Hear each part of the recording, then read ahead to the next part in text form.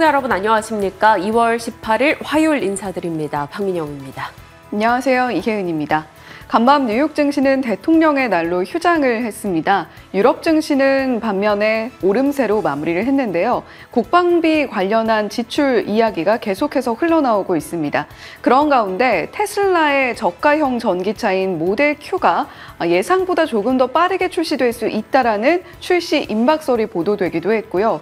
그런 가운데 오늘 트럼프 대통령과 러시아의 푸틴 대통령이 만나게 됩니다. 우크라이나가 이 가운데에서 약간의 소외감을 느끼는 국면이 전개가 되고 있는데 우크라이나 재건 테마 관련해서는 어떤 영향을 미칠지도 계속해서 주시하셔야 되겠죠.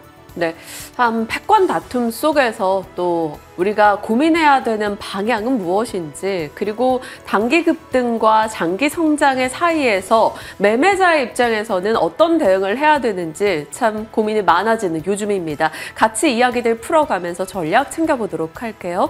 자, 어제 국내 증시의 분위기 열어보도록 하겠습니다. 지난해 정말 꾸준하게 올랐던 한화그룹주들의 시세를 보면서 꾸준하는 것이 참 어렵다라는 점을, 그만큼 귀하다라는 점을 얘기했던 적이 있었는데요.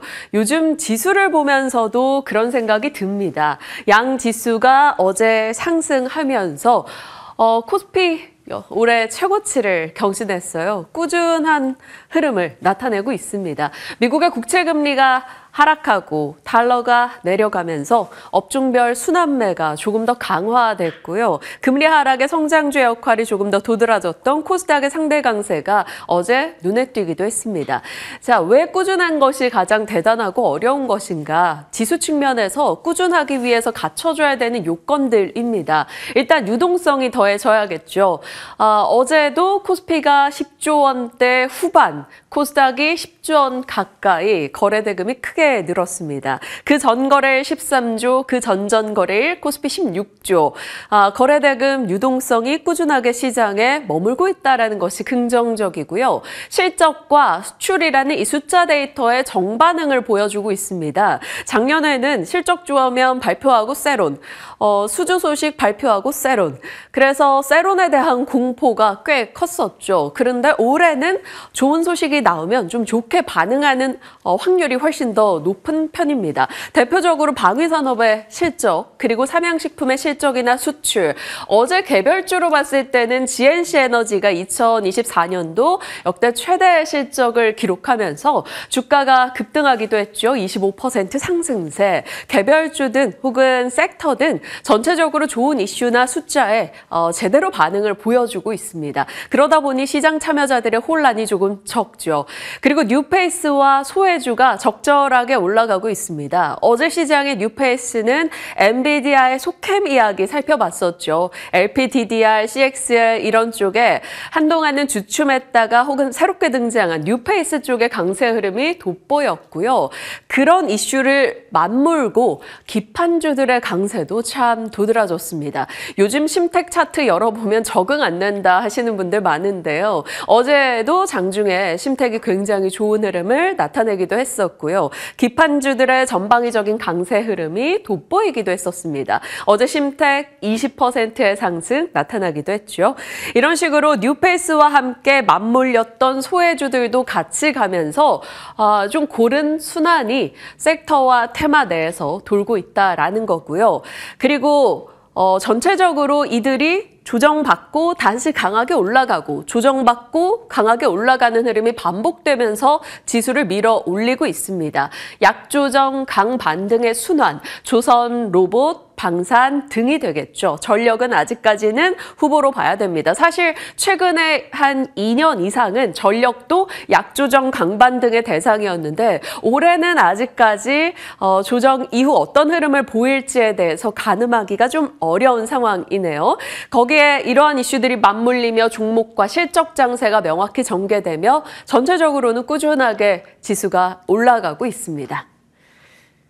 자, 그리고 시장에서 이러한 좀 매크로나 환경적 측면을 제외하고 봤을 때 시장을 어떻게 분류해 봐야 될까 언제나 이제 요약하고 정리하는 게 몫이다 보니 고민을 하는데요. 기술적인 측면에서는 삼성 트레이드가 진행되고 있고요. 수주 산업 측면에서는 한화 트레이드가 진행되고 있지 않나 이렇게 생각이 듭니다. 로봇 그렇죠. 삼성 트레이드의 대표이죠. 그리고 어제는 또 전고체 종목들 2차 전지 내에서도 또 강하기도 했었는데요. 인터배터리 일정 등이 있고 비아드 측에서 2027년 전고체 시제품 양산하겠다 이런 이슈를 꺼내든 것도 이쪽에 모멘텀이 돼주기도 했습니다. 물론 그 기저에는 금리가 하락했다라는 것이 깔려 있겠죠. 반도체, 유리기판, CXL 등의 종목군들 혹은 LPDDR 등의 종목들도 결국에는 엔비디아가 이 속캠 관련해서 하이닉스, 삼성전자 등과 비밀리에 회동을 하고 있다. 뭐 이런 뉴스가 전달된 영향이 컸을 겁니다. 전체적으로 기술 측면에서는 삼성 트레이드 그리고 수주 산업 측면에서는 조선과 방산 등에서 한화 트레이드가 계속 이어지고 있죠. 이 부분이 새로운 무언가가 등장하기 전까지는 시장에서 조정과 반등을 계속 주면서 관심권역에 들지 않을까 싶습니다. 이것을 조금 더 세분화한 내용입니다. 전체 시장에서 AI, 트럼프, 그리고 소외라는 키워드에서 놓고 봤을 때 어제 이제 요 며칠간의 흐름이죠. 온디바이스 AI 강세 흐름입니다. MWC 일정도 3월에 대기하고 있죠. 엔비디아의 속캠 이슈가 전달이 되면서 저전력 반도체, 기판, CXL들 강세였고요. 유리기판도 피롭틱스 등을 중심으로 계속적으로 시장 안에 들고 있죠. 의료 AI 역시나 상승입니다. 엔비디아 포트폴리오 공개됐다라는 점 어제 13F 통해서 살펴봤었는데 거기서 리커전의 주가 급등, 의료 AI 등을 자극하기도 했고요. 로봇에서도 어제장에서 대장주와 함께 다른 종목까지 싹 다 갔다가 로봇은 최근에 일부는 조금 쉬고 있고 일부는 남들 간 만큼 못 간 부분을 채워가고 있습니다. 어제는 한화 쪽에서는 버넥트 이슈가 부각되면서 상한가 그리고 메타 로봇 관련해서는 원익그룹주에 대해서 원익홀딩스가 부각이 되면서 21% 급등했고요. 다른 로봇 대비해서 뭐 삼성의 레인보우, 현대 쪽의 클로봇, SK 쪽에 유일로보틱스가 좀 못 갔다라는 인식이 있었었죠. 그래서 유일로보틱스 역시나 또 따라갔습니다. 어제 10% 상승이었죠. AI 진영의 흐름이었고요. 트럼프 쪽에서는 조선의 대형주는 어제 쉬어가는 분위기 속에서 기자재 쪽에 강세가 있었고요.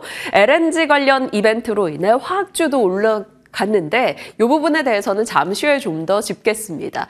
방위산업도 벤스 부통령 유럽의 이제 나토 방위비 압박을 가했다라는 소식이 있었고 한화 부회장이 국제방산전에 참석하기 위해서 UAE 간다라는 이슈가 들려오면서 한화 그룹주들도 강세 흐름을 나타냈습니다. 자, 소외단에서는 어제 2차 전지의 수급이 괜찮았죠. 에코프로 머티 등에서 수급적인 흐름이 좀 돋보이기도 했었는데요. 물론 이것은 단발적인 시세일 가능성이 큽니다. 하지만 금리 하락과 테슬라의 이제 저가형 모델 등의 이슈 등이 맞물렸을 때 단기적으로라도 얼마든지 시세를 줄 수 있다면 반가운 흐름이겠죠. 그리고 인터배터리 2025 지난해 인터배터리에서 전고체 얘기가 계속 나왔던 거 기억하십니까? 그러다 보니까 그때를 기억하는 이들에게는 전고체라는 키워드가 떠오를 수밖에 없고요. 어제도 레이크머티나 이수 스페셜티 케미컬 등이 10% 내외 상승을 나타내기도 했습니다. 그 전날 짚었던 보험단 삼성그룹주 호재가 계속 영향을 주면서 올라가기도 했네요. 전체적으로 오르는 종목과 업종이 많은 요즘이고요. AI 진영에 대해서 들여다보면서 또 정리를 해보니 계속해서 순환하고 있습니다. 처음에 이제 AI 인프라 에너지 쪽에서 전력, 데이터 센터, 원전, 천연가스 그러면서 GPU 혹은 HBM 등이 필요하다라고 해서 AI 하드웨어 쪽이 올라갔고요. 이것이 결국엔 AI 소프트웨어, 딥시크발 이슈로 조금 더 주목받으면서 언어 모델, 보안, 의료 AI 쪽의 상승으로 연결이 됐죠. 그리고 하드웨어와 소프트웨어의 접목 종착지 느낌으로 로봇이 강세 흐름을 계속 이어가고 있는 상황이고요.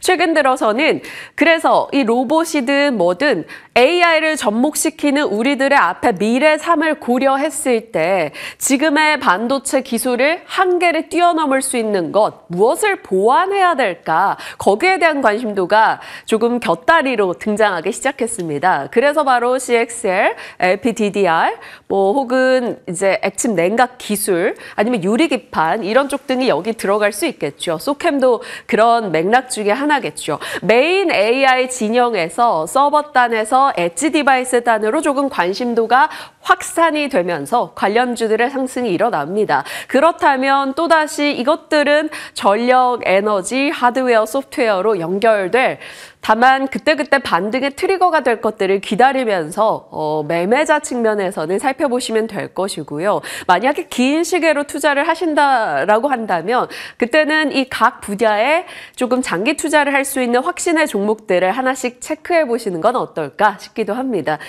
지금은 AI 쪽에서 좀 더 로봇과 AI 소부장 쪽에 많이 와 있는 느낌인데요. 곧 AI 소프트웨어 혹은 AI 하드웨어에서 요즘 쉬고 있는 HBM의 가치 또 한 번 부각될 타이밍이 있을 겁니다. 그래서 계속적으로 순환하는 이 생태계를 조금은 더 심플하게 정리를 해봤습니다. 자, 그리고 이제 종전에 대한 기대감이 계속 나오고 있죠. 3년의 긴 싸움이 끝이 나게 될까요? 처음에 러우 전쟁이 시작했을 때만 해도 사실은 금방 끝나겠지. 6개월, 7개월 정도를 내다봤었는데 어느덧 3년이 꽉 찼습니다. 러시아, 우크라이나, 트럼프가 적극적으로 중재하고 개입할 의지를 드러내고 있습니다. 경제적 이득도 있을 것이고요. 노벨 평화상 등에 대한 욕심도 있겠죠. 바로 오늘 미국과 러시아가 사우디에서 요즘 이제 트럼프와 원래 친했던 게 바로 사우디죠. 사우디가 중재 역할을 꽤 많이 하고 있는데요. 이 사우디에서 장관급 회담을 갖게 됩니다. 여기에서 양국 정상회담 일정에 대한 것이 의제로 올라올 것이고요. 양자관계 전반적인 회복 문제 그리고 우크라이나 종전에 대한 협상이 주요 안건이 되지 않겠는가 시장에서는 기대하고 있습니다. 그래서 종전을 두고 고민하는 부분을 오늘 아침에 많이 시간을 써봤었는데요. 종전이 된다면 상황이 어떻게 될까?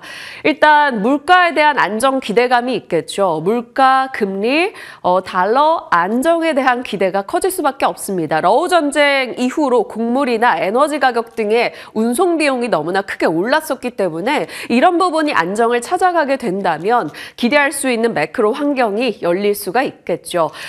그리고 우리가 전쟁을 통해서 느꼈던 에너지 패권이 굉장히 중요하다는 걸 한 번 더 떠올려 볼 수 있을 겁니다. 대표적으로 이제 러시아로부터 에너지를 조달받았었던 독일의 경제가 무너졌던 것도 에너지 패권을 잡고 있지 못했기 때문에 자국의 에너지를 제대로 확보하지 못했기 때문이란 것을 우리가 알고 있죠.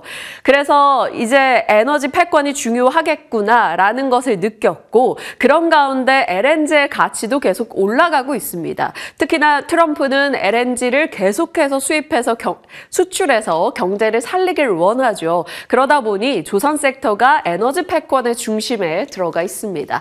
그리고 방산이요.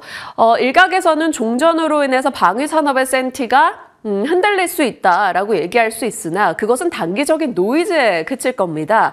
결과적으로는 자주국밥 내 나라 내가 지켜야 한다라는 것이었고 러우 전쟁을 통해서 우리가 느낀 바가 있죠. 러시아가 우크라이나를 쳤고 영토를 빼앗아 갔음에도 불구하고 결국에는 종전할 때는 세계 각국 경제에 이득이 엮여 있어서 우크라이나의 입장에서 생각해주지 않는다라는 것이었습니다. 힘이 없으면 빼앗길 수밖에 없다라는 것을 명확하게 인지하게 됐고 결국엔 내가 나를 지켜야 되겠구나. 바로 옆에 있는 우크라이나 옆에서 러시아와 사이가 좋지 않았던 폴란드도 그런 것들을 느꼈을 것이고요. 그래서 무기 수입을 많이 한 것이겠죠. 정통 방산 그리고 러우 전쟁에서 돋보였던 드론이나 로봇 관련해서도 우리는 생각해 볼 수 있겠죠. 재건, 시세적으로 단기 급등 좀 부담된다라는 목소리가 있으나 일정 측면에서는 시작이라는 시각이 많고요. 장기 이슈라는 점에서 재건이 이루어지게 된다면 어디서부터일까라는 것에 대한 고민은 필요할 겁니다. 그리고 또 하나는 바로 패싱에 대한 공포죠. 분명 러시아 우크라이나 전쟁 관련한 내용인데 미국과 러시아가 논의를 하고 있는 상황. 그러면 우리는 이제 우리를 패싱하고 미국과 북한에 무언가가 있지 않을까에 대한 불안감도 일각에서는 꽤 많이 제시되고는 있습니다. 자, 종전이라는 키워드에서 생각해 볼 수 있는 내용들을 정리를 해봤고요. 우리는 이제 주식시장 참여자로서 시장에서 고민할 수 있는 것들을 들여다봐야겠죠. 일단 방위산업입니다. 7대 방산업체들이 2024년도 기준으로 수주한 잔고가 105조가 넘어갑니다. 3년에서 5년치 일감을 이미 확보한 상황이라고 하네요. 최근 1년간의 주가 흐름 보시죠. 한화에어로스페이스 74%, 현대로템, 한화시스템, LIG 넥스원 등 올라온 바 있습니다. 이렇게 보면 LIG 넥스원의 상대 강도가 약했다라는 측면에서 편안한 선택지가 될지 아니면 계속 기존의 대장들이 조금 더 강할지 궁금해지는 시점이네요. 일전에도 말씀드렸죠. 결국 탈세계와 패권 다툼 자주국방 속에서 각국의 이제 국방 예산이 늘어날 수밖에 없다라는 것이었고요. 밤사이 이제 유럽에서 긴급 회동이 있었죠. 미국과 러시아가 이렇게 회동을 하는데 유럽 방위비에 대해서 우리도 논의가 필요하지 않겠는가라고 해서 유럽 정상들의 긴급 회동이 있었습니다. 거기에서는 아마도 언론이 추측하기로는 국방비 예산을 늘리지 않겠는가 이것에 대한 논의가 있었고요. 유럽 내 국가들 다수가 그 부분에 대해서는 공감대가 형성돼 있기는 합니다.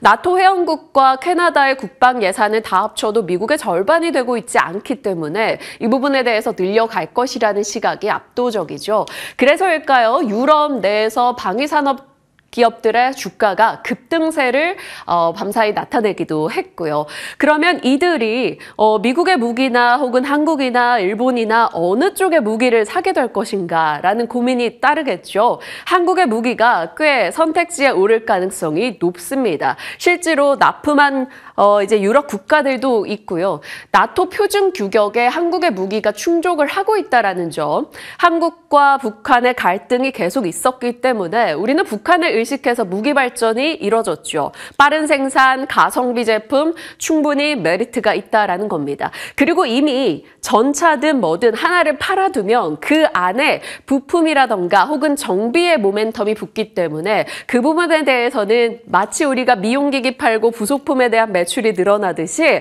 계속해서 장기 모멘텀이 될 수 있다는 시각도 있습니다. 그리고 이런 수출이 많아지면 많아질수록 국내에서는 그에 대한 스토리가 생기겠죠. 나름 데이터가 쌓일 겁니다. 결국 무기 업그레이드의 계기가 될 수 있다는 점에서 방위산업의 긍정의 기운이 펼쳐지고 있는 것은 분명해 보입니다. 고민하는 사이에 사실 주가가 참 많이 올랐죠. 독일에서 탱크나 탄약, 드론 등을 만들어내고 있는 라인메탈 같은 경우는 최근 3년 사이에 주가가 560%, 러우 전쟁 이슈 이후부터 엄청난 주가 상승을 나타내면서 시세 분출을 했고요. 밤 사이에 14% 올랐습니다. 우리의 한화에어로스페이스가 비슷한 사업을 하고 있어서 종종 비교가 되는데 더 올랐죠. 1000% 이상의 상승이고요. 어제 8%의 추가 상승을 나타냈네요. 이 업체 대비해서 한화에어로스페이스의 영업이익률이 지난해 훨씬 더 좋았다라는 소식도 있습니다. 자, 고민하는 사이 많이 올라왔는데 갖고 계신 분들이야 사실 고민이 필요 없겠죠. 보유하고 추세가 꺾일 때까지는 지켜보시는 게 맞겠지만 신규 매수자 입장에서는 참 가능할지 고민되는 시점입니다. 그래서 방산주에 대해서 한번 오늘 이야기 나눠보도록 할 거고요. 보통 방산의 모멘텀을 할 때 과거에는 뭐 국방 예산이 어떤가, 항공기 기체 부품, 우주항공 위성 쪽이었는데 지금으로서는 이런 러우 전쟁으로 주목받게 된다면 당연히 방산 수출 모멘텀이 가장 클 것이죠. 한 3년 사이에 방위산업의 수출 규모도 수출되는 국가도 수출의 품목도 굉장히 다양화됐습니다. 그래서 한번 내용을 짤막하게 정리를 해봤어요. 이제 어떤 것에 수주 소식이 들리느냐에 따라서 좀 더 밀접하고 빠르게 종목을 찾아보실 수 있도록 구분을 했으니까요. 참고해 주시길 바랍니다. 자, 방산의 수출에 대해서 들여다봤고요. 이렇게 방위 산업도 결국에는 종착지가 로봇이다. 뭐 이런 얘기가 나오죠. 과거의 영화 속의 일들이 요즘은 거의 현실로 가까워지고 있는 분위기입니다. 영화에서 로봇이 나왔던 것들이 무엇이 있었지? 라면서 아침에 검색을 해봤었는데요. 뭐 트랜스포머도 있을 거고요. 혹은 테러 진압을 하던 이 로봇 영화 채티였던가 내 생각이 납니다. 그리고 아이로봇도 있을 것이고요. 이런 식으로 시장에서 결국에는 영화 속 일들이 현실화됐을 때 로봇으로 사람들은 무얼 하기 꿈꾸는 것인가. 청소나 가사 도우미 이 대신을 해주길 바라겠죠. 산업 현장에서 노동이나 운반을 해주길 바랄 거고요. 조금 더 발전하게 되면 의료 AI를 통한 진료와 치료도 가능합니다. 지금도 많은 기업들이 그것을 일부 해내고 있고요. 전쟁과 테러 진압 등 사람이 하기 공포스러운 것들에 대해서 좀 나서주길 바라는 마음도 있을 거고요. 라이트하게 본다면 지금 요리 로봇 등도 자리하고 있을 겁니다. 사람이 하는 모든 것에서 로봇이 대체해주길 바라고 있는 마음에 로봇에 대한 관심도는 계속 나오고 있는 것 같아요. 어제도 국내에서 단독 뉴스였죠. 휴머노이드 전쟁을 이끌 K연합군이라는 제목의 뉴스였습니다. 정부가 휴머노이드 얼라이언스 발족을 추진하고 있다라고 해서 국내 대기업에서부터 부품 생산 소프트웨어 업체까지 한데 묶어서 선도국의 로봇을 좀 쫓아가보자라는 것이에요. 로봇에 우리가 기대하고 있는 요소 등은 다 이것이고요. 중국을 통해서 요즘엔 로봇 가격이 빠르게 인하되고 있다는 점도 들려오고 있습니다. 어제 시간 외에서 유일 로보틱스 8% 상승세, 유진 로봇, 또 뉴로메카는 조선업 로봇으로도 좀 꽤 많이 주목받고 있죠. 그래서 시메스 등까지 강세 흐름을 나타내기도 했습니다. 자, 로봇 종목들 역시 앞서 봤던 방산주와 마찬가지입니다. 주요 대장주들 갖고 있으면 편안한 보유인데 지금으로서 들어갈 때는 종목별, 선별, 매매 측면에서는 분명 단기 상승에 대한 부담을 좀 각오하고 들어가야 된다라는 측면에서 방산, 로봇, 조선 등이 다 비슷한 맥락이 되겠네요. 자, 이렇게 종전 얘기를 하면서 방산과 로봇 그리고 또 하나 하고 싶었던 얘기는 바로 석유화학이 되겠습니다. 우리가 전자기기의 쌀은 MLCC 이렇게 표현을 많이 하는데 석유화학의 쌀이라고 한다면 에틸렌을 꽤 많이들 꼽죠. 당연히 그럴 수밖에 없는 것이 플라스틱이나 각종 건축자재, 비닐, 합성 고무의 원료이기 때문입니다. 이 에틸렌은 각각 어디서 뽑아올 수 있느냐에 따라서 좀 달라지는데요. NCC, 원유에서 뽑아오는 것이 되겠고요. 천연가스는 ECC, 석탄에서 뽑아오는 것, CTO 등이 되겠습니다. 좀 쉽게 생각해 본다면 우리는 NCC 사용량이 굉장히 높은 편이고요. 미국은 ECC 사용량이 높다. 중국은 골고루 하고 있으나 과거에는 CTO 사용량이 높았다라고 보시면 되겠는데요. 여기서 우리 석유화학 업체들의 주가가 왜 빠졌는지를 확인할 수 있습니다. 천연가스가 쌌기 때문에 ECC, 원재료 비용 부담이 적었던 ECC 측 대비해서 한국의 원재료 비용이 컸었기 때문에 가격 메리트가 떨어져 있었죠. 특히나 중국 같은 경우는 러시아로부터 싸게 원유를 몰래 가지고 왔었기 때문에 중국 업체와 우리가 가격 경쟁을 할 경우 원재료 비용 부담에서 이미 너무나 큰 차이가 났었습니다. 그래서 국내 NCC 업체들, NCC 사업을 하고 있는 업체들 같은 경우는 가동률이 떨어질 수밖에 없었죠. 그러면서 주가가 꽤 많이 떨어져 있습니다. 최근 3년간 주가 흐름 보시면 롯데케미칼 차트인데 64%, LG화학 60%, 금호석유나 대한유화는 비교적 이 대비해서는 좀 양호했다라고 볼 수 있는데요. 이렇게 밀려있는 모습 나타나기도 하네요.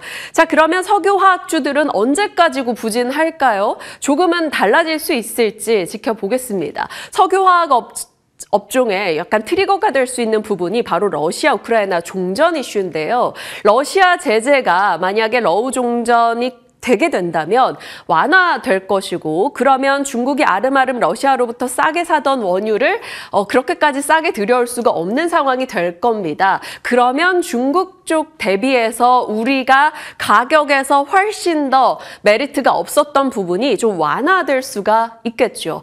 트럼프는 이란의 핵무기 보유 금지 조치 속에서 원유 수출 제로 압박을 하고 있는 상황입니다. 이것 또한 결국 중국이 3년 동안 이란이나 러시아에서 원유를 싸게 가지고 왔던 것에 대한 압박 조치로 볼 수 있죠. 그러면 이제 중국과 우리가 이 압도적인 가격 차이, 비용 차이가 있었던 것이 좀 완화된다면 한국 업체들 역시나 회복되지 않겠는가 이런 기대감이 나오고 있습니다. 한국의 NCC 단기 반등이 가능하다라는 하나증권의 의견도 더해졌어요. 롯데케미칼이 목표가 75,000원이 제시가 됐고요. 금호석유 14만 원 정도 제시를 하고 있네요. 단기적 대응이라서인지 목표가 풀이 그렇게 높지는 않아 보입니다만 일단은 어제장에서 이런 석유화학주들의 강세가 있었다라는 것은 반갑습니다. 실제로 3년 내내 주가 부진, 길게 보면 롯데케미칼 거의 5년 내내 주가 부진인데요. 그런 가운데서 올해 들어서는 비교적 조금씩 나아지고 있다라는 측면이죠. 어제장에서 동반 강세가 있었는데 이게 단발적으로 끝날지 여부를 봐야겠습니다. 특히나 중요한 키워드 중에 하나가 바로 또 LNG인데요. 요즘 여기저기서 미국이 LNG 세일즈하고 있죠. 너네 관세 안 맞고 싶으면 우리 것 좀 가져가라고 했을 때 각국에서 좀 편안하게 선택하는 선택지가 LNG인 것 같습니다. 특히나 인도 같은 경우도요. 트럼프와 모디 총리의 회담에서 LNG 도입을 증대하는 것에 대한 이야기가 오고 갔을 것으로 추정이 되는데요. 인도는 지금 발전원의 75%가 석탄입니다. 이것을 천연가스로 조금 대체하는 움직임이 나타나고 있죠. 그렇다면 세계 각국에서 천연가스에 대한 수요가 늘어날 것이고 그러면 LNG 가격이 올라가게 됐을 때 화학업체 측면에서 봤을 때는 ECC 역시나 가격 부담이 생겨난다. 그러면 우리는 NCC 위주이기 때문에 가격 메리트가 올라간다. 이렇게 볼 수 있다라는 거죠. 그런 얘기 스토리로 봤을 때 석유화학주도 바닥을 좀 보진 않았을까? 잠시 기대를 가져보기도 합니다. 어떨지는 지켜봐야겠죠. 자, 작년 11월이었습니다. 어차피 인생은 혼자다라는 측면에서 자립의 키워드로 이렇게 섹터 등을 나눴었던 기억이 있는데요. 인생은 혼자이기 때문에 내 스스로 살아남아야 된다. 에너지를 확보해야 되고 혼자이기 때문에 나를 지키는 힘을 길러야 된다. 국방을 키워야 되고 그 모든 것들을 하기 위해서 에너지원을 안정적으로 싼 비용으로 조달해야 된다라는 측면에서 원전과 전력을 짚었었죠. 실제로 트럼프 취임 이후에 지금 LNG나 조선 등의 모멘텀이 더해지면서 내러티브가 현실화됐고요. 주가 상승이 있었습니다. 자주 국방 이슈 지금 유럽에서 정상회담 긴급 회동 가진 것 보면 결국에는 방위산업에 대한 국방 예산이 올라갈 수밖에 없다라는 것, 내러티브의 현실화가 이루어지고 있다라는 거죠. 그러면 이제 남은 것들은 또 이것이 될 겁니다. 원전과 전력, 이들의 타이밍을 고민해 봐야겠죠. 핫섹터의 조건으로 일전에 말씀드렸던 게 패권 다툼에 들어가거나 AI가 묻거나 아니면 한국이 기술력을 갖고 있거나입니다. 대표적으로 핫섹터로 봤던 게 HBM이라던가 조선 등등이었겠죠. 로봇도 마찬가지고요. 원전도 얼마 전에 전해드린 대로 여기에 다 포함이 되고요. 전력도 마찬가지입니다. 미국의 제조업을 부응하고 첨단 산업을 경쟁하려면 전력의 효율이 좋아야 된다라는 측면에서 전력 밸류체인은 당연히 도움이 될 거고요. AI 패러다임도 있을 거고요. 그런 가운데 중국산 제품을 쓰기는 어렵다라는 측면에서 원전과 전력도 분명히 다음의 타이밍을 노리고 있지 않을까 싶은데요. 원전 밸류체인 이 정도 얼마 전에 정리를 했었죠. 그런 가운데 어제 또 원전이나 전력이나 모멘텀이 더해졌습니다. 국내에서 에너지 3법 국회 본회의 통과에 대한 기대감이 올라갔죠. 산자위 소위 통과가 있었기 때문에 국회 본회의 통과 무난하지 않겠는가라는 시각입니다. 세 가지 내용은 이거죠. 민간 주도에서 정부 주도로 해상풍력특별법이 통과됐다. 그래서 일단 풍력주들 체크하고요. 고준위 방사성 폐기물 관리 특별법, 그러니까 사용 후 핵 연료 처리 시설에 대한 건설 이야기였고요.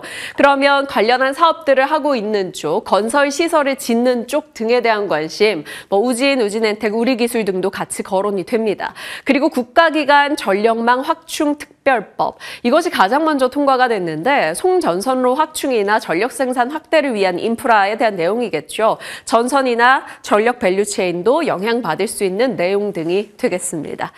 자, 앞서 살펴봤던 자립을 위해서 우리가 고민하고 빨리 쫓아가야 되는 분야들이고요. 주가는 어떨까요? 일단 HD 현대일렉트릭은 가열차게 3년간의 상승을 보여줬었고 올해 들어서는 실적에 대한 실망 한번 나오고 관세 이슈 나오고 하면서 약간의 부침을 겪고 있습니다. 주요 이평선을 이탈하고 지금 121선 하나 남겨두고 있는 상황인데 전력 내에서도 LX 일렉트릭과는 사뭇 조금 올해는 다른 흐름이죠. 전력기기 쪽에 어떤 앞으로를 기대할 수 있을지 고민이 좀 필요하고요. 두산 에너빌리티는 사실 지난해 하반기 좀 부침을 겪었었다가 올해 들어서 AI와 혹은 원전에 대한 체코 이슈가 기대감으로 몰리면서 올라가는데요. 어제 해외앵커도 브리핑해 주셨습니다만 노이즈가 있으나 사실 그것은 알려져 있던 내용이고 3월에 대한 모멘텀을 기다려봤을 때 기대 요소가 충분히 있다라는 것이었죠. 일단 두산 에너빌리티 어제는 양봉으로 끝이 나기는 했습니다.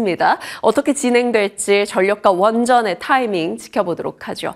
자, 오늘은 내용 이 정도입니다. 미국은 휴장이었고요. 유럽은 키워드 하나죠. 방위산업이었다. 그리고 AI와 온디바이스 AI가 요즘 테마단에서 돌고 있는데 AI 인프라 진영, 소프트웨어 그리고 그것을 접목시키는 마지막 엣지 쪽의 의료 AI, 로봇 등이 이슈가 될지 보시죠. 단기 상승 부담이 있으나 이제 시작이다라는 시각도 있는 게 로봇과 조선, 방산이고요. 휴식 속에서 일정을 좀 기다리면서 요즘 단발적으로 계속 반등을 주고 있는 게 AI 반도체, MWC 여기서 어떤 얘기 나올지 모른다라는 것과 국회 에너지 3법 통과 이슈와 함께 전력 쪽의 조정이 다시 부각이 되면서 잘 쉬었다, 가자라는 심리가 형성될 수 있을지 지켜봐야 되고요. 원전도 3월 체코 일정 등이 있습니다. 테마로는 어제 시간에 메타, 퓨리오사 AI 종목들이 올랐고요. 재건주 일부 강세, 하지만 변동이 굉장히 크다라는 점 주의하시죠. 인터배터리, 전고체 모멘텀, 그리고 첨생법이 21일부터 시행이라서 파미셀 주가 흐름을 네이처셀이 받아가는 등 셀 붙은 종목들의 움직임도 몇몇 괜찮습니다. 이쪽도 분위기 탈 수 있을지 지켜보도록 하죠. 자, 시장에 대한 흐름 살폈고요. 이제 섹터 뉴스 들어갑니다. 오늘은 어느 쪽으로 잡아주셨나요? 네, 어제 AI 소프트웨어 쪽을 좀 집중해서 지켜봤습니다. 의료 AI 쪽에서도 자극 나오고 있는 종목들이 상당히 많이 보이고 있거든요. 무엇보다 중요한 것은 최근 시장의 주도 테마가 로봇이라는 점입니다. 로봇과 AI 소프트웨어 어떻게 연결될 수 있는지 함께 보시죠.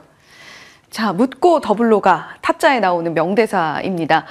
타짜에 나오는 곽철용이라는 인물이 하는 이야기이기도 하죠. 이 로봇의 경우에는 최근에 일단 로봇 테마가 묻었다 하면 종목들이 시원시원하게 시세를 나타내는 모습을 보여주고 있습니다. 그와 함께 소프트웨어를 지켜봐야 되는 이유를 하나하나 좀 정리를 해봤는데요. 빅테크 기업들이 로봇 사업에 굉장히 집중을 하고 있죠. 대표적으로 애플은 하드웨어와 소프트웨어를 통합하는 전략으로 로봇 사업, 특히 휴머노이드 사업에 진출하겠다라는 의지를 밝히고 있습니다.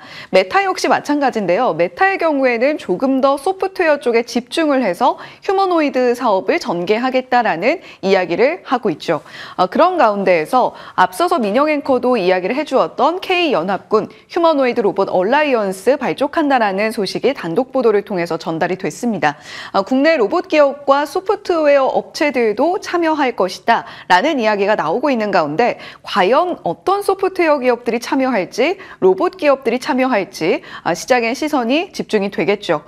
모건 스탠리에서는 로봇 100대 기업 이야기 어제 이어서 오늘도 또 하게 되는데 로봇 100대 기업 안에 있는 여러 가지 기업들 가운데에서 소프트웨어 기업과 하드웨어 기업 그리고 종합적으로 이를 영위하는 기업들을 모두 집중해서 살펴봐야 된다라는 이야기를 결국 하고 있는 셈입니다. 그리고 여러 가지 로봇 외에도 AI 소프트웨어를 자극하는 쪽 AI 에이전트에 대한 기대감 계속해서 시장에 자리하고 있죠. 물론 미국 시장에서 서비스나우의 실적은 조금 실망스럽기는 했습니다만 그럼에도 불구하고 휴머노이드와 AI 에이전트도 때려야 뗄 수 없는 관계로 흘러가게 된다면 AI 소프트웨어는 또 한 번 자극을 받을 수밖에 없을 겁니다. 더불어서 딥시크의 경우에는 여러 가지 종목에 좀 충격을 주기는 했습니다만 결론적으로는 AI 소프트웨어 시장의 저변을 크게 확장을 시켜줄 것이다라는 기대감도 불러일으키고 있죠. 그런 가운데 앞서서 민영 앵커가 집중적으로 브리핑을 해주었던 방산 섹터에서도 소프트웨어의 중요성은 부각됩니다.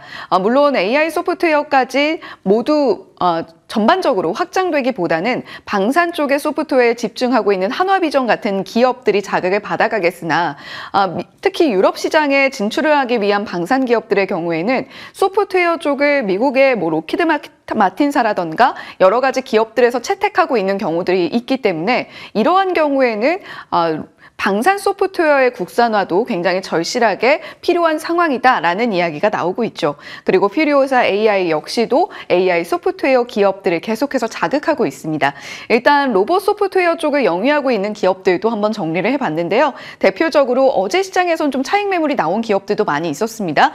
시메스, 클로봇, 유니트론텍, 트윈, 현대 HT, 러셀, T로보틱스 같은 기업들이 로봇에 들어가는 AI 소프트웨어 쪽도 함께 영위하고 있는 기업들이니까요. 함께 참고해 보시면 좋겠습니다. 자, 그리고 AI 소프트웨어 관련해서 개별 호재로 어제 주가 급등을 만들어냈던 기업들도 있습니다. 대표적으로 버넥트가 상한가 안착을 했는데요. 2025년 AI 바우처 사업에 버넥트가 일부 중견과 중소기업에 AI 소프트웨어를 공급하게 된다라는 소식에 상한가 안착을 했습니다. 그리고 버넥트사의 이력을 좀 들여다보면요. 중국의 휴머노이드 로봇 기업입니다. 유니트리와 협업한 이력이 이전부터 있기 때문에 상당히 데이터가 탄탄하게 구축되어 있다라는 이야기도 있죠. 그리고 무엇보다도 요즘 시장에서 또 하나의 핫한 이름입니다. 한화. 2022년 한화가 100억을 투자했다라는 이력도 부각이 되면서 버넥트 상한가에 무난하게 안착을 했고요. 장 마감까지 깨지지 않고 지켜냈습니다. 3빌리언 같은 경우는 AI 희귀 질환 진단하는 쪽으로 시장에서 각광을 받고 있는 기업 중에 하나죠. 그리고 어제 들려왔던 소식은 아스트라제네카와 MOU를 체결했다라는 소식에 주가 급등을 만들어냈습니다. 이 비정형 용혈성 요독 증후군을 진단하는 쪽인데 이게 굉장히 또 진단을 하기가 까다롭다고 합니다. 그런 방면에서 아스트라제네카와 협업을 한다라는 소식이 3빌리언의 주가를 끌어올렸고요. 마음 AI도 어제 주가 급등이었습니다.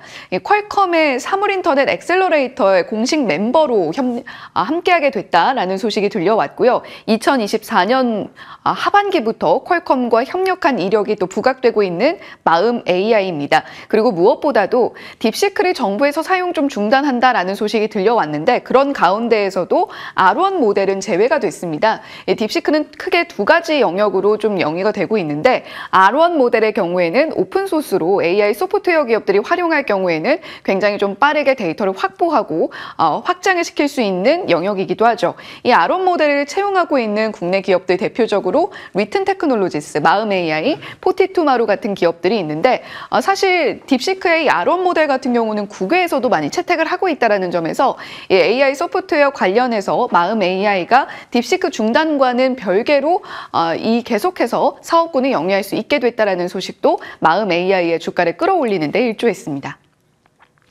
소프트 AI, 이전에 1월에 브리핑에서 전해드린 바가 있는데요. 지금 좀 진하게, 좀 밝게 표시된 더존비즈온, 엠로, 코난 테크놀로지 같은 기업들은 차트상으로 정배열을 나타내고 있는 기업들이기도 합니다. 특히 더존비즈온이라던가 여러 가지 기업들이 있을 텐데요. 어제는 6%가량 빠지는 흐름을 나타냈습니다. 그 밖에도 엠로는 이 공급망 관리 쪽에서 국내 1위 기업으로도 이야기를 하고 있죠. 전반적으로는 주가가 좀 빠진 기업들이 많기도 합니다만 코난 테크놀로지는 3.78% 상승, 이전에 한번 급등이 나온 이후로는 횡보세를 보이고 있습니다만 계속해서 흐름이 유지가 되고 있는 상황입니다. SP소프트도 함께 보시면요. 4.4%가량의 주가 상승을 만들어냈습니다. 이전에 한 차례 급등이 나온 이후에는 전반적으로 이 AI 소프트웨어 관련 기업들은 하락이 나오더라도 주가는 어느 정도 횡보하는 흐름, 박스권 안에서의 흐름을 보여주고 있는 셈이죠. 자, B2B 기업들로는 한 이 정도 짚어봤고요. 특히 더존비즈온과 엠로는 계속해서 실적도 나타나고 있는 기업들이기 때문에 실적도 함께 체크하면서 가져가실 필요는 있겠습니다. 자, 그 밖에도 문서 기반 휴먼 AI, AI 소프트웨어의 저변이 굉장히 넓다라는 것을 종목들을 통해서도 확인이 가능하죠. 역시 마찬가지로 밝은 색으로 표시된 한글과 컴퓨터, 폴라리스 오피스, 마음 AI, 이스트 소프트, 셀바스 AI, 지금 현재 차트상으로 정배열을 나타내고 있는 기업들이기도 합니다. 특히 최근에 문서 기반으로는 사인앱소프트도 함께 주목을 받고 있는데요. AI 기술을 적용한 디지털 문서 활용 쪽에서 이전에 한글과 컴퓨터와 폴라리스 오피스가 많이 언급이 됐다면 이제는 사인앱소프트가 상대적으로는 조금 저가 면에서 더 가격적인 매력이 있다라는 것이 부각이 되고 있습니다. 휴먼 AI 앞서서 마음 AI 살펴드렸고요. 이스트소프트와 셀바스 AI 거기다가 이번에 업데이트에서는 아모센스를 한번 넣어봤습니다. 사용자 정서 상태 반응형 감정 케어 AI 로봇 개발하고 있다라는 쪽에서도 부각을 받아갈 수 있으니까요. 여기에도 로봇이 들어간다라는 점도 참고해 보시면 좋을 것 같습니다. 자, 더불어서 소프트 AI, 의료 AI와 대형주도 짚어봐야겠죠. 의료 AI의 경우에는 지금 명시된 기업들이 모두 차트상 정배열입니다. 그만큼 좀 견조하게 오름세를 보여줬다라고 이야기를 해볼 수가 있겠죠. 루닛은 또 유럽에서 학회에 굉장히 또 많은 초록을 발표할 예정이다라는 이야기도 들려오고 있으니까요. 루닛의 실적에서는 물론 매출 성장세에도 불구하고 영업이익은 조금 아쉽기는 합니다만 지속적으로 지켜보실 필요는 있겠습니다. 다만 최근에 주가가 조금 조정이 나왔다가 어제는 주가 상승으로 마무리를 했었죠. 자, 그 밖에도 딥노이드, 셀바스 헬스케어, 최근에 주목하고 계신 두 가지 종목은 토마토 시스템과 3빌리언이 아닐까 싶은데요. 토마토 시스템의 경우에는 샘 올트먼 CEO가 한국에 방한했을 때를 계기로 해서 굉장히 주가 상승을 크게 만들어냈던 기업이기도 하죠. 미국의 보험사와 협력 이력이 있다는 점에서 부각을 받았었는데 토마토 시스템이 의료 AI 테마의 부각과 함께 또 한 번 시세를 뿜어내줄 수 있을지 한번 주목을 해보시면 좋을 것 같습니다. 그 밖에도 네이버도 최근 주가 흐름이 나쁘지 않은데요. 실적 발표 이후에 그럼에도 불구하고 좋은 실적에도 불구하고 네이버가 그렇게까지 주가의 급등을 만들어내지는 못했으나 야금야금 좀 올라주는 모습을 네이버가 나타내고 있습니다. 우리 클로바라던가 파고라던가 자체적인 LLM 시스템을 보유하고 있다는 점에서 모건 스탠리가 주목하고 있는 100대 기업에 선정이 되기도 했었죠. 네이버 어제는 보합으로 마무리를 했었는데 최근에는 살짝 좀 조정이 나오고 있다는 점이 오히려 기회가 될 수 있을 것인가 한번 지켜보시면 좋겠고요. 카카오도 최근 들어서 이슈가 좀 있습니다. 어제는 0.77% 상승으로 마무리를 했는데요. 미국에 또 방문을 한다라고 하죠. 카카오가 네이버와는 어떤 차별점을 보여줄 수 있을 것인가도 최근 시장의 관전 포인트가 되고 있는 듯합니다. 소프트 AI 쪽을 조금 전반적으로 정리를 해봤는데요. 음성인식과 언어번역, 얼굴인식, 또 보안 쪽도 최근에 많이 자극을 받고 있고요. 클라우드 AI, 영상 편집과 화질 개선 쪽, 솔루션과 딥페이크 AI 방지, 특히 이 중에서는 집중해서 보실 쪽이 보안 쪽이 아닐까 싶은데요. 계속해서 딥시크가 정보를 많이 빼간다 이런 이야기들이 많이 나오고 있는 가운데 미국 시장에서도 보안 관련한 AI주들이 움직이는 모습을 보여주고 있으니까요. 함께 체크해 보시면 좋을 것 같습니다. 자, 그리고 AI 이야기를 하다 보니까 여기까지 왔습니다. AI 신약 개발 쪽에서는 어떤 기업들을 볼까? 차세대 스타 플레이어가 될 수 있을 것인가에 대한 질문과 함께 정리를 해봤습니다. 최근에 좀 시장에서 주목을 받고 있는 종목은 온코크로스일 것 같은데요. 미국 시장에서는 템퍼스 AI가 오를 때마다 외국인들이 온코크로스를 매수하고 있다라는 이야기도 나오고 있습니다. 어제 시장에서도 17.41%, 굉장히 또 시원한 시세를 만들어내기도 했었죠. 럭키세븐의 김도영 어드바이저가 온코크로스 또 방송에서 이야기를 하기도 했으니까요. 계속해서 출성투 끝까지 지켜보시면서 종목들 체크해 가시면 좋을 것 같습니다.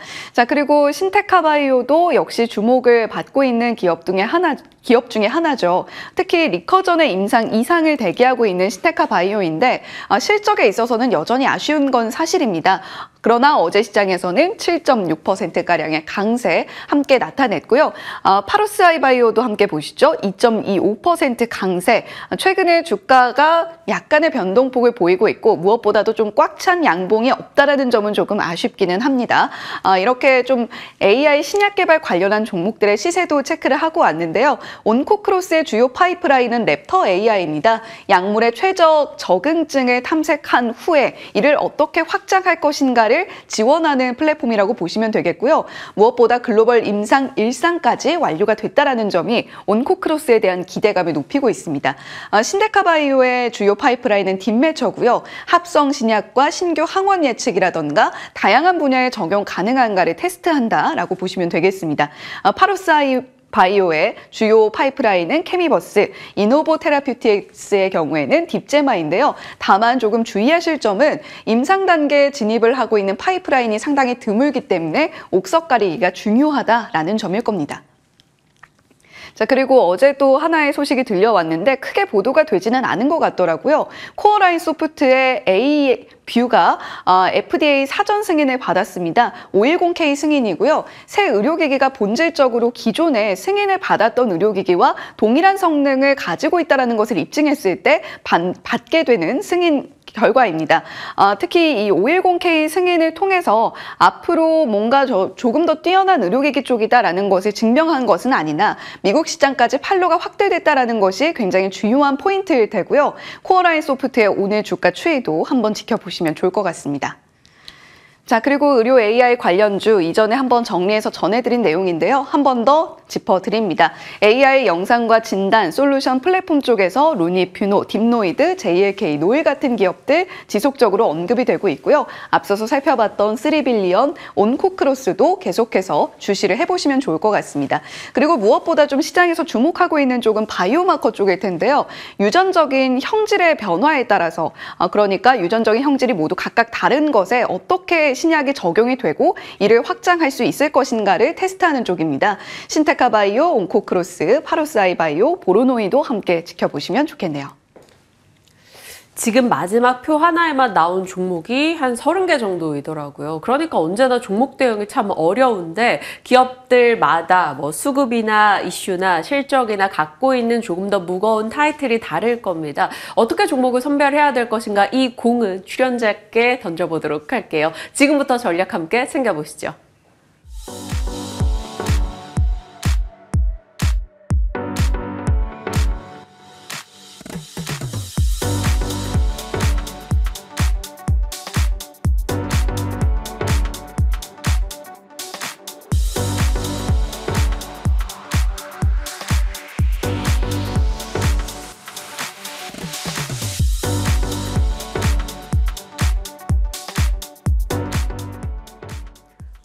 IS셋 김태성 본부장님과 전략 챙겨갑니다. 어서 오세요. 네, 안녕하세요. 안녕하십니까. 우리 시장 참 꾸준해서 좋습니다. 네. 달갑기도 하고요.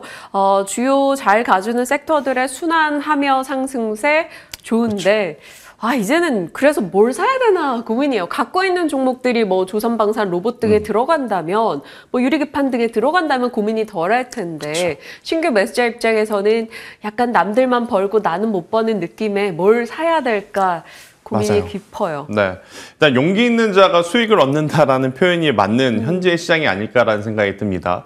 오히려 주식을 제법 오래 하신 분들이 지금 수익 내기가 다소 부담스럽다라고 생각하시는 분들이 더 많더라고요. 그러다 보니까 지금은 전략적으로 대장주, 그러니 섹터의 가장 좋은 종목을 기준점을 삼고 2등주와 3등주에 따라갈 수 있는 힘, 그러니까 수급을 보면서 매매 전략을 짜시는 게 단기적으로는 저는 굉장히 좋아 보인다라고 좀 말씀드릴 수 있을 것 같고요.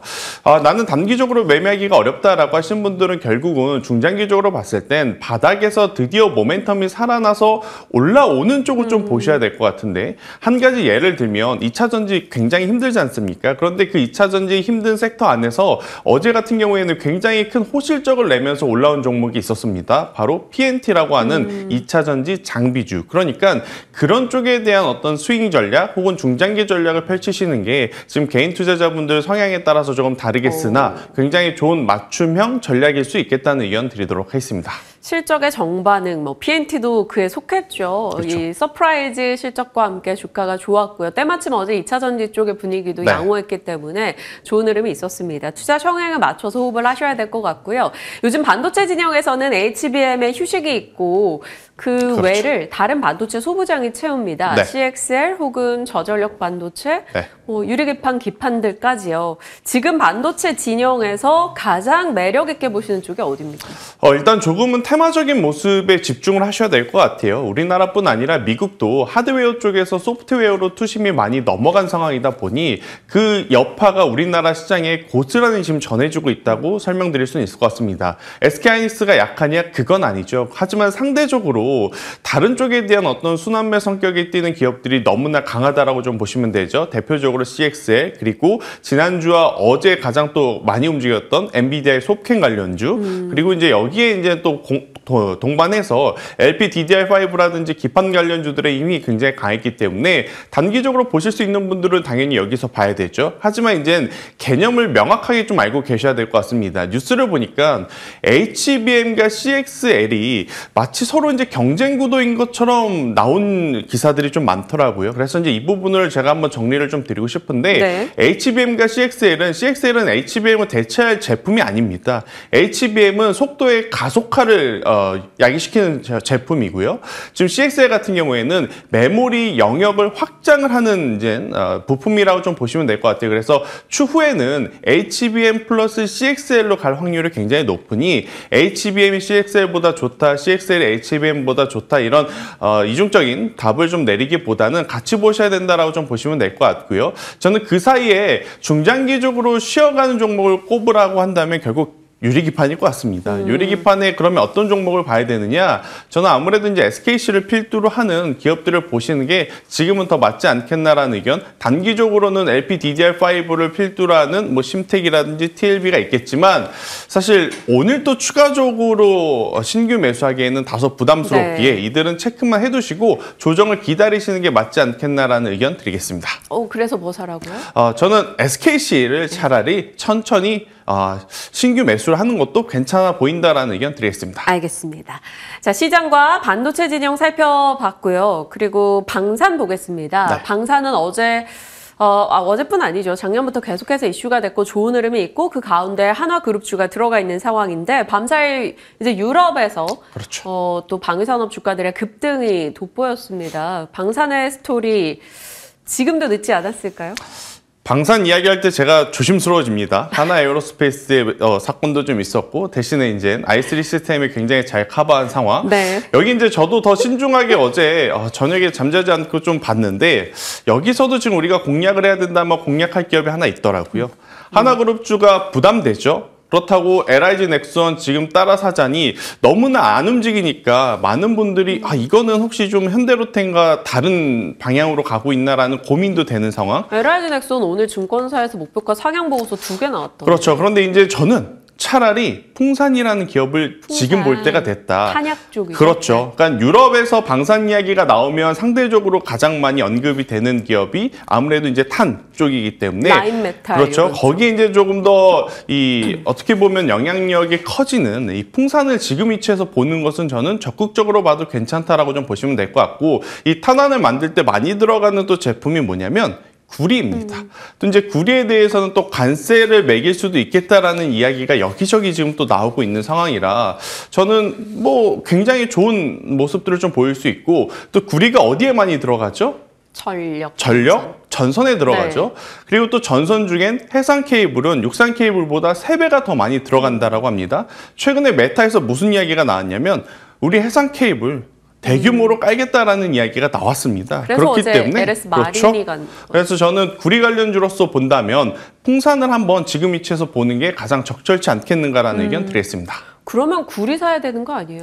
구리 사는 것도 좋죠. 그런데 이제 저는 주식 내에서 좀 본다면 이구 산업과 같은 기업들도 있는데 변동성이 너무 크더라고요. 그래서 차라리 풍산을 보는 게 더 맞지 않겠나라는 의견 드리겠습니다. 방산에서 풍산으로 네. 잘 마무리 지어보도록 하겠습니다. 자, 의료 이제 소프트웨어 쪽에서, 의료가 아니죠, AI 소프트웨어 네. 쪽에서 앞서 해낸커가 정말 자세히 브리핑을 해주셨고 내용 너무 좋았습니다. 뭐 언어 모델 쪽에 있을 거고요. 그 외에 자체 시스템을 돌리는 기존에 말씀드렸던 한글과 컴퓨터, 더존비존 네. 등도 있을 거고 의료 AI도 있을 겁니다. 지금으로서 시세 측면에서는 의료 AI가 꾸준하고요. 네. AI 소프트웨어 언어 모델 쪽에서는 조금 쉬고 있는 모습도 보이는데 그렇죠. 결국엔 로봇의 머리란 말이죠. 네. 그러니까 일단은 AI 플러스 진단 의료 쪽이 사실은 지금 가장 강하잖아요. 네. 그런데 이제 작년과 올해 약간의 좀 차이점은 뭐냐면 대장주 루닛은 여전히 맞는 것 같습니다. 그런데 이제 우리가 기존에 루닛 하면 따라서 언급됐던 기업이 두 기업이 있죠. 뷰노와 JLK. 근데 이제 해가 바뀌면서 뷰노와 JLK의 자리를 대체한 기업들이 지금 속속들이 올라오고 있죠. 대표적으로 온코크로스 그리고 이제 3빌리언과 같은 기업들이 오히려 그들보다 지금 시세가 더 좋은 모습을 좀 보이고 있습니다. 그도 그럴 것이 루닛을 제외한 JLK와 뷰노가 사실 그들의 시가총액 대비 아직까지 확실하게 보여준 부분이 없다 보니 다소 이제 실망감을 안고 계신 분들이 새로운 기업에 더 집중하는 모습을 보이고 있다. 이게 이제 포인트일 것 같고요.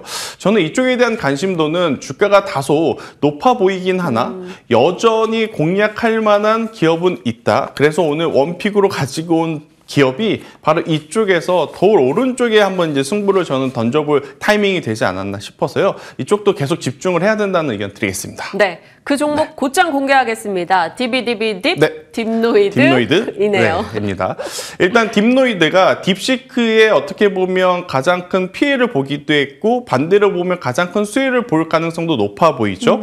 일단 딥노이드가 지금 최근에 이 딥시크를 활용한 제품이 좀 나왔는데 네. 딥시크가 개인 정보를 너무나 이제 많이 취득을 한다는 것 때문에 정부에서 좀 반대를 하고 있습니다. 금지를 했죠. 근데 이제 여러분들이 확실하게 아셔야 될 건 AI에는 두 가지의 단계가 있습니다. 학습의 단계가 있고 추론의 단계가 있습니다. 학습은 HBM을 필두로 하는 엔비디아가 들어가는 엄청나게 큰 AI 데이터 센터가 필요하고 이 학습된 것 안에서 각각 산업에 맞게 약간의 커스터마이징을 하는 게 이제 추론이거든요. 이 추론에는 딥시크처럼 저전력 저비용에 이 고효율을 이제 낼 수 있는 부분들이 많다라고 알려져 있습니다. 그 기준으로 보면 딥노이드가 이 딥시크를 추론을 한 아론이라고 하는 제품을 선보였죠. 그렇기 때문에 저는 이 딥노이드에 대한 지금의 위치는 충분히 가능하지 않겠는가라는 의견을 한번 드려보도록 하겠고요. 저는 현재 구간에서 7,500원이라는 가격대 밑으로만 내려오지 않는다면 저는 10,000원이라는 목표가까지도 한번 살펴보시는 게 맞지 않겠나라는 의견 드리도록 하겠습니다. 7,500원이면 사실 한 4% 정도니까 네. 너무 손절 라인 타이트한 거 아니에요?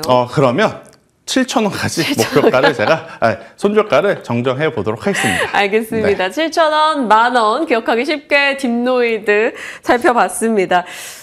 괜한 말씀드려서 죄송한 느낌도 드네요.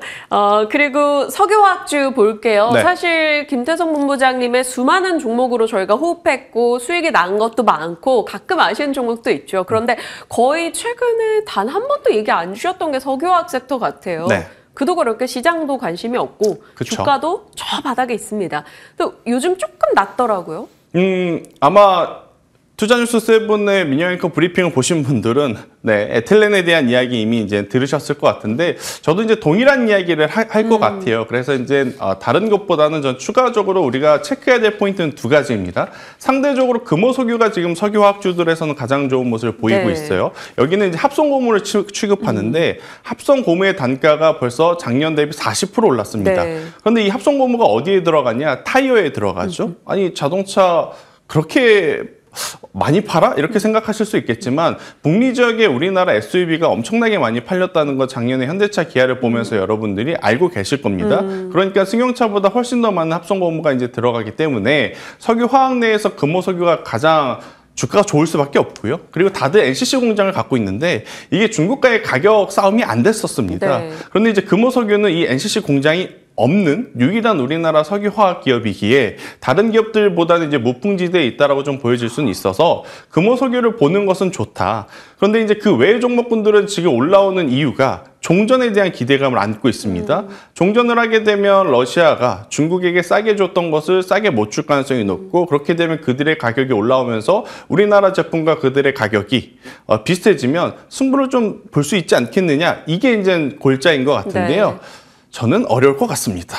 아직까지는 단순히 기대감이지 그 부분이 현실감을 가지고 나타나기에는 조금은 더 시장 추이를 좀 보셔야 되기에 저는 석유화학은 조금 더 불확실성이 많아서 다른 쪽을 그냥 먼저 보시고 있다가요. 정말로 실적의 개선세가 나타나면 너무나 오랫동안 조정받은 섹터거든요. 그러면 올라오는 것도 많이 올라오기에 그때 봐도 괜찮다라는 의견 드리도록 하겠습니다.